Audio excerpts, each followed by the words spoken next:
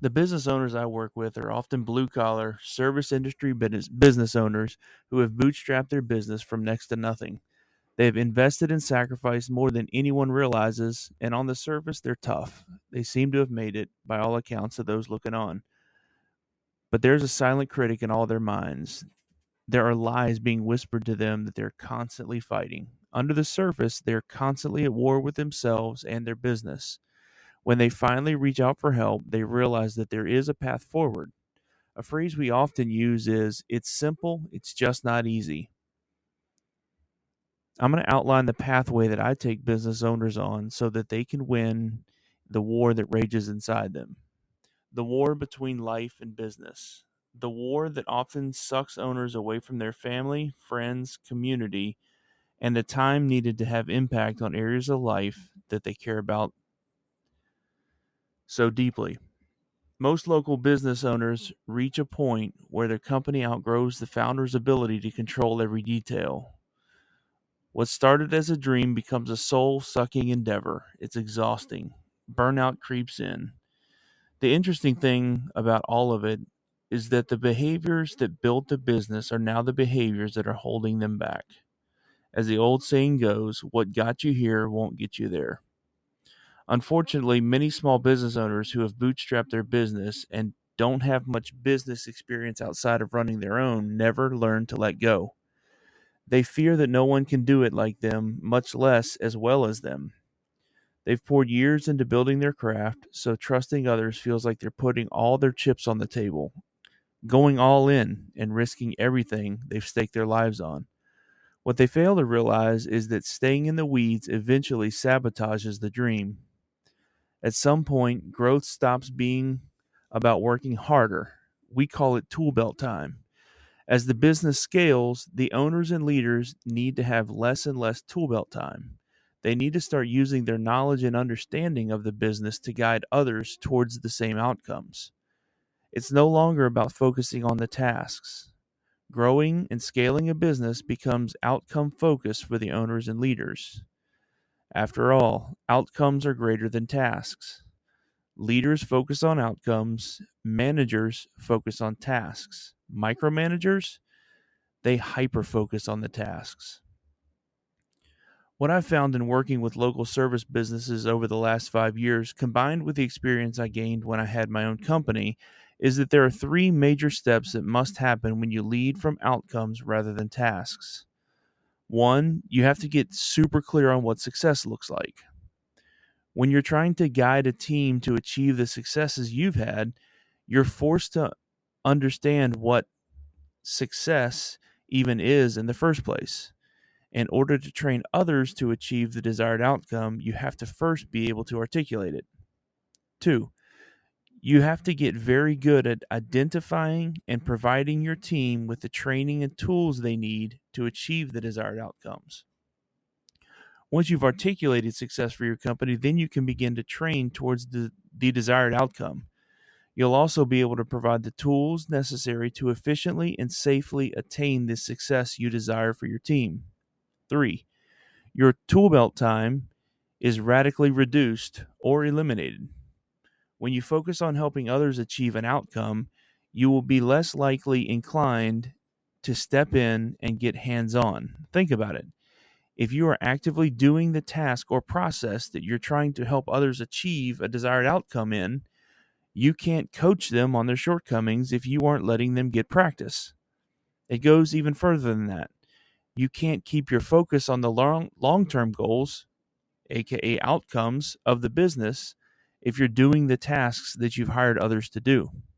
This means that your focus must shift from how exactly I do it to what great results should look like. Remember, the best employees you have might care about your business 80% of your care. Your employees will likely never have the drive and motivation that you have. Over time, revenue grows, profits optimize, reviews improve, the company becomes less on you. The question quickly becomes, how do you start letting go?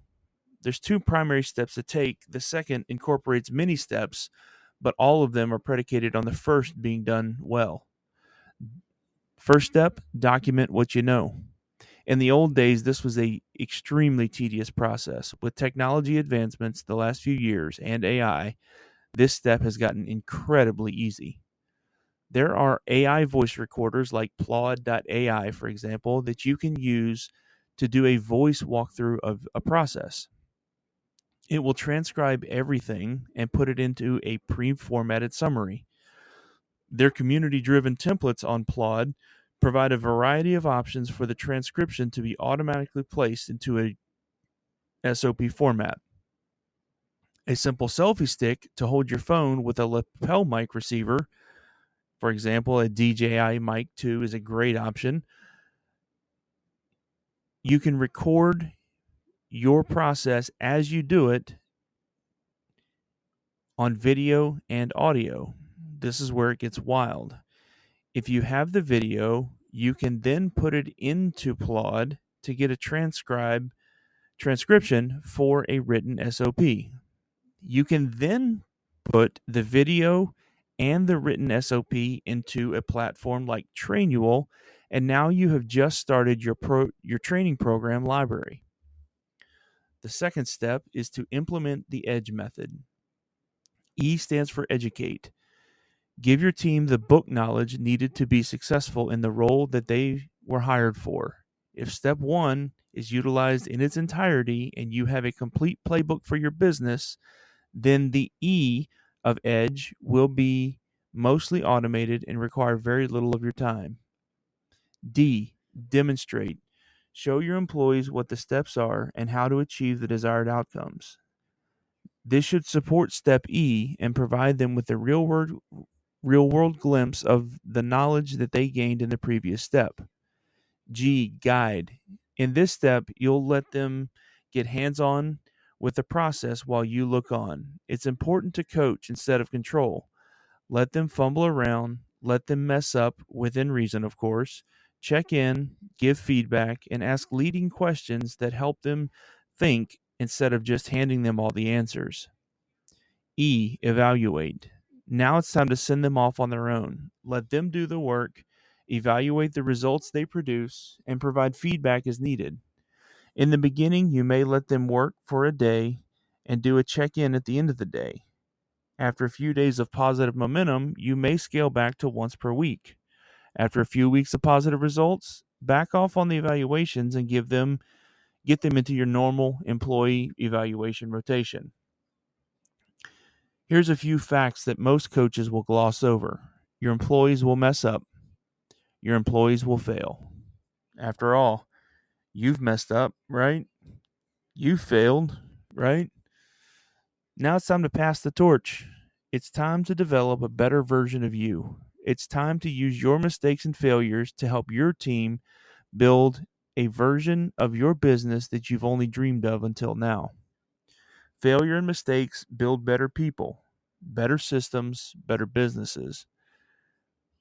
But you won't be able to do any of this if you keep doing everything yourself, or if you keep injecting yourself into the roles that you've hired people to do. Your business will never scale or reach the goals you set for yourself if you don't fire yourself from your old roles and adopt new ones. If you embrace your new leadership role, you will free yourself from the tasks. You will build the outcomes you desire. You will achieve a new level of business that can survive without 100% of your attention while you focus on faith, family, community, and having impact on those areas that you've only dreamed of. What got you here, the grit, the hustle, doing it all, won't get you there. Shift your focus from outcomes to tasks. Lead, eliminate the tool belt time. Don't just do anymore.